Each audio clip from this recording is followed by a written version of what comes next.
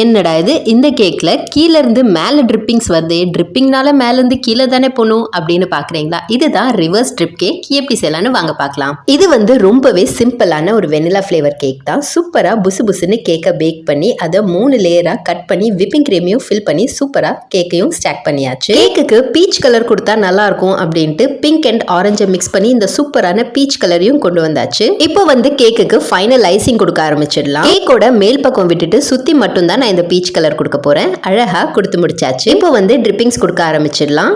Drippings கொடுத்து 1 hour ஆச்சு ஃப்ரிட்ஜில் வச்சு எடுக்கணும். வச்சு எடுத்ததுக்கு அப்புறமா ஒரு கேக் போர்டை நல்லா சென்டரா பார்த்து வச்சு இந்த மாதிரி மேலே வச்சு திருப்பிடலாம். இப்போ பார்த்தீங்கன்னா உங்களுக்கு ட்ரிப்பிங்ஸ் வந்து அப்படியே ரிவர்ஸ்ல, அதாவது கீழ இருந்து மேல வர மாதிரி இருக்கும். இப்போ வந்து மேல் பக்கத்துல பீச் கலர்ல ஐசிங் கொடுத்து ஃபினிஷ் பண்ணிடலாம். எனக்கு வந்து 50k சப்ஸ்கிரைபர்ஸ் மேல வந்ததுனால தான் நான் இந்த ரிவர்ஸ் டிப்பிங் கேக் பண்ணேன். ஏன் அப்படின்ட்டு என்னோட சப்ஸ்கிரைபர்ஸ்க்கு தெரியும். சப்ஸ்கிரைப் பண்ண எல்லாருக்குமே ரொம்ப ரொம்ப தேங்க்யூ. உங்களுக்கும் இந்த மாதிரி யம்மியான சூப்பரான கேக்ஸ் வேணும் அப்படின்னா ஸ்கிரீன்ல தெரியுற வாட்ஸ்அப் நம்பருக்கு வாட்ஸ்அப் பண்ணுங்க. சென்னை ஆவடி சர்க்கிள்ல கேக்ஸ், ப்ரௌனிஸ், பிளாண்டிஸ் எல்லாமே செஞ்சு கொடுத்துட்டு இருக்கேன். சப்ஸ்கிரைப் பண்ண எல்லாருக்குமே மறுபடியும் ரொம்ப ரொம்ப தேங்க்ஸ்.